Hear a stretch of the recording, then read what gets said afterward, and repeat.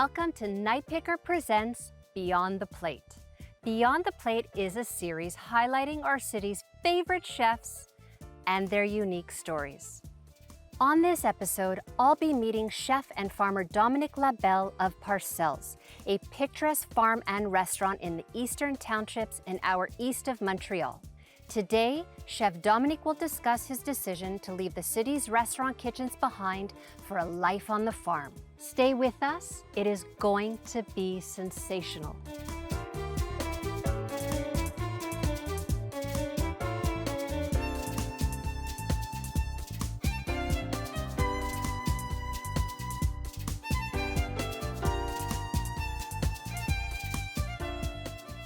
Chef, can you tell me a little bit about your history in the kitchens of Montreal? Yeah, so I started I was 15 years old, and after school, I worked at Le Soiferman in Huntsic on Thursdays and Friday nights just to learn. I wanted to be a chef since I was maybe 12 or 13.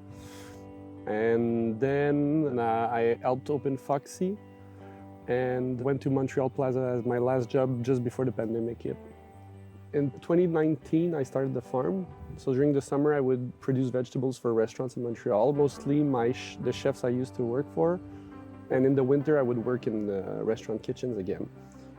When the pandemic hit, we moved here for good, basically. I never went back to Montreal after. And that's when I decided to open the restaurant here.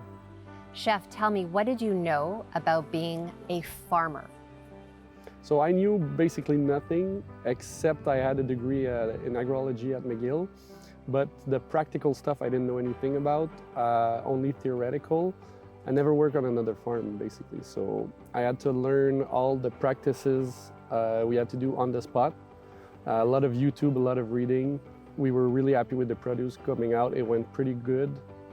And I knew I could do things differently because I was the client a year before, and I knew what was needed on the market. We call it Parcelles. Parcelle is like a smaller plot of land on a bigger plot of land, and we have many projects. We want to do everything. We want to do vines, we want to do veggies, fruits, and so it's many parcels that make up for one big project.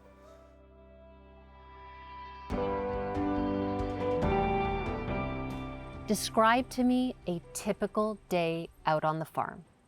There's basically two types of days in a week for me right now. On Fridays to Sunday, I cook and we're open for business. So I'll wake up at 6 a.m. Today's dough is fermented and ready to shape.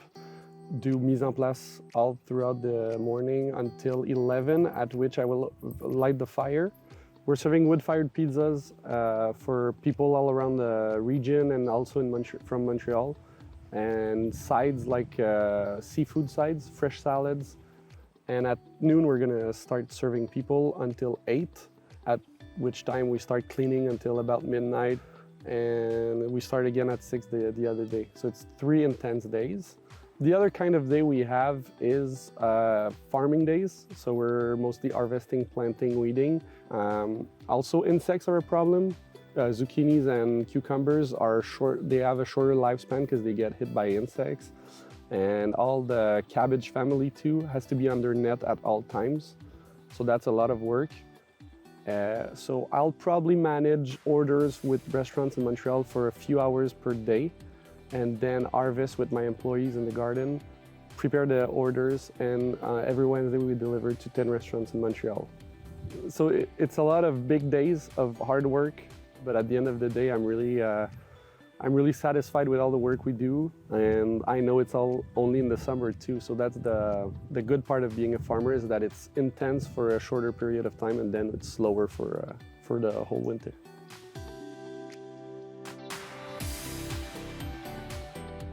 Chef, where are we going right now? We're gonna do a little experiment today for a dish we're gonna put on the menu on Saturday. I think I saw in the garden that we have nice zucchinis. Cherry tomatoes are at their peak right now. We're gonna walk the herb part of the garden to find the herbs we're gonna garnish the dish with. That sounds good to me. Let's go. Chef, can you tell me, is there a purpose to having all of these beautiful flowers? Yeah, some of them are edible and we use it at the restaurant, but most of them are habitats and food for beneficial insects and pollinators. So all throughout the years, we need to have food for insects, basically. I think that all those flowers and all the biodiversity we're working hard to create is what's helping us to use zero pesticides ever. And we're making sure that all the biology in the soil is active and healthy plants don't need to be sprayed. When I take my morning walk in the field, it's the best part of the day. I'm always surprised by how it grew. Yeah. It's magic. Oh my God. Please, can I try this? Yeah, for sure. It's warm inside. Yeah, it's like it the is. sun. Yeah.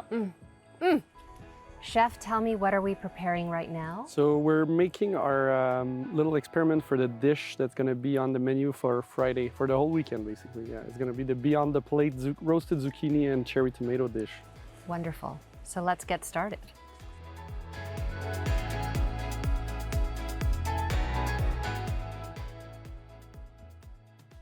So we're first going to cut our zucchinis. This one is gold mine variety. It's yellow and striped. I'm gonna cut them in very irregular shapes like this. Makes it not fine dining. I'm gonna bring the cherry tomatoes on the board and we're gonna put it all in the pan. So the goal is to be really, really hot so that it's gonna color on top too.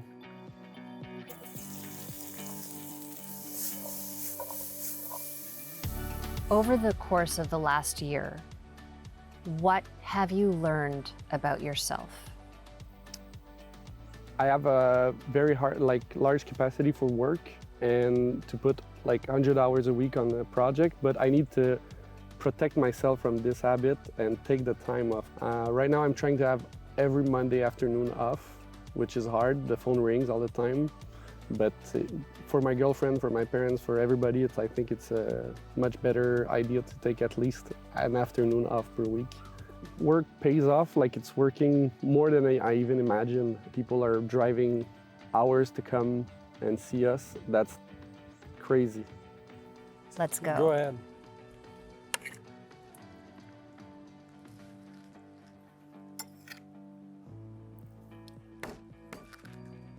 Out of this world. Thank you, Chef. This dish truly represents your Earth's bounty. Thank you. Thanks a lot.